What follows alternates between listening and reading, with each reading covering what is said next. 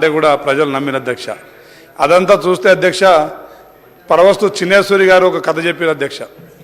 కొంగ వంటి కాలు మీద జపం చేస్తుంటే అక్కడ చేపలు అందులో ఉన్న చెరువులో ఉన్న జీవాలన్నీ నమ్ముతాయి అధ్యక్ష. ఈ కొంగ నిజంగానే మారిపోయింది అనుకొని ఆ తర్వాత మిమ్మల్ని మంచి చెరువు దీనికంటే పెద్ద చెరువులో తీసుకెళ్తా అని చెప్పేసి ఒక్కొక్క చేపను తీసుకెళ్ళి మింగినట్టు ఉద్యమంలో విద్యార్థులను మింగిరు. ఆ తర్వాత మళ్ళీ అన్ని సామాజిక వర్గాల్ని మోసం చేసే కార్యక్రమాలు చేపట్టిన అధ్యక్ష. అదేవిధంగా టీఆర్ఎస్ ప్రభుత్వం వచ్చిన తర్వాత వారి స్వార్థ రాజకీయాల కోసం ప్రజాస్వామ్య విలువల్ని తుంగల తొక్కి అదేవిధంగా రాజ్యాంగ విలువల్ని తుంగల తొక్కి మరి ఎన్నో కుట్రలు ఎన్నో సందర్భాల్లో మనం చూసిన అధ్యక్ష. మొత్తం తెలంగాణ రాష్ట్ర నిధులన్నీ కొల్లగొట్టి రాష్ట్రాన్ని ఒక అప్పుల రాష్ట్రంగా ఒక నిరుద్యోగ రాష్ట్రంగా అదేవిధంగా ఒక మహిళలపై అఘాయిత్యాల రాష్ట్రంగా అధ్యక్ష మేము నిజాలు చెప్తున్నాం అధ్యక్ష. వాళ్ళు జీర్ణించుకోలేకపోతున్నారు. మరి నేను వాస్తవాలు చెప్తున్నా, మీరు కొంచెం సమయం పాటించాలి. నిజాలు కొంచెం కఠోరంగానే ఉంటాయి అధ్యక్ష. అదేవిధంగా మరి రాష్ట్రాలని అప్పుల తెలంగాణగా ఒక నిరుద్యోగ తెలంగాణగా ఒక ఆత్మహత్యల తెలంగాణగా ఒక తాగుబోతు తెలంగాణగా ఒక మహిళలపై అఘాయిత్యాల తెలంగాణగా నేరాల ఘోరాల తెలంగాణగా మార్చే అధ్యక్ష. మరి అదేవిధంగా ఒక నయా నిజాంని తలపించే విధంగా ఒక నిరంకుశ నియంత పాలనను గత 10 సంవత్సరాల్లో మనల్ని మరి తలపించే విధంగా చూసినాం అధ్యక్ష. మరి ఎన్నో వందల హామీలు గుప్పరించిరు, ప్రజలకు ఎన్నో ఆశలు పెట్టిర్రు. మరి గద్దెనెక్కిన తర్వాత ఒక్క హామీ కూడా నిలబెట్టుకోలేదు అధ్యక్ష. వందల హామీలు అధ్యక్ష. మేము ఇచ్చింది 6 హామీలే, కానీ వాళ్ళు 100 హామీలు విస్మరించారు. అవన్నీ మర్చిపోయిన సంగతి ఈ రాష్ట్ర ప్రజలు చూస్తూ ఉన్నారు అధ్యక్ష. దళితుడిని సీఎం చేస్తామన్నారు అధ్యక్ష.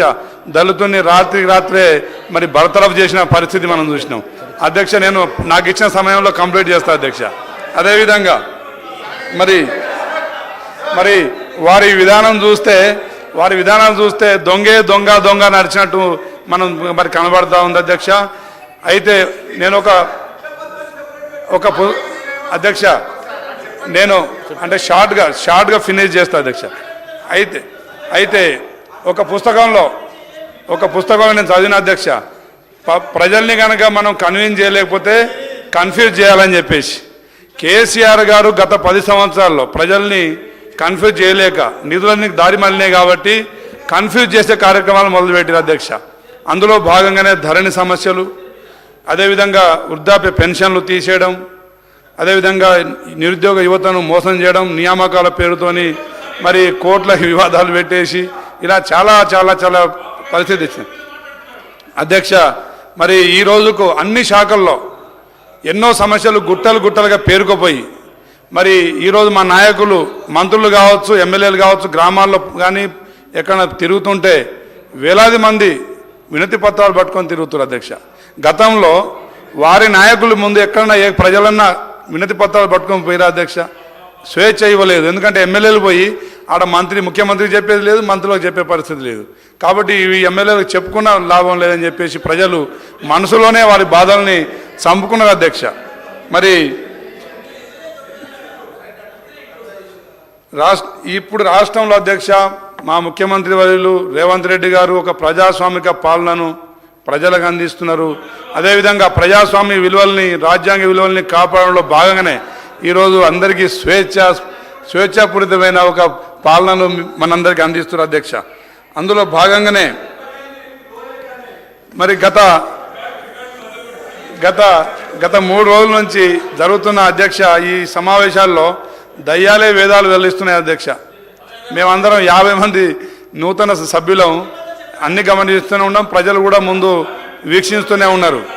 మరి అధ్యక్ష వారు టీఆర్ఎస్ నాయకులు చెప్పే పరిస్థితి చూస్తే 1000 రూపాయలు అప్పు చేసిన ఒక వ్యక్తి తన పక్కన ఉన్న పిల్లోని జాతరకు తీసుకెళ్ళి ఒక 10 రూపాయల పీచ్ మిఠాయి తినిపిస్తారు అధ్యక్ష. చూడడానికి ఇంత పెద్దగా ఉంటుంది అది. ఆ పీచ్ మిఠాయితో ఆకలి తీరదు, కడుపు నిండదు.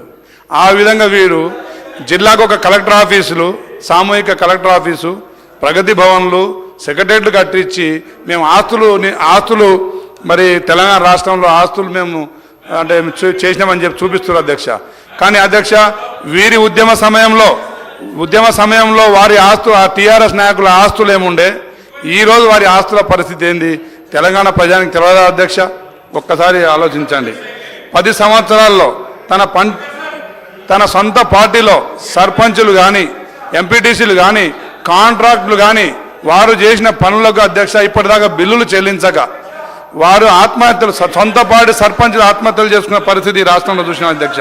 గత 10-15 సంవత్సరాల్లో వివిధ శాఖల్లో ఉన్న కాంట్రాక్ట్ ఉద్యోగుల అధ్యక్ష మరి అవుట్ సోర్సింగ్ సర్వశిక్ష అభియాన్ కావచ్చు, అదేవిధంగా రైట్ ఓకే అన్నకి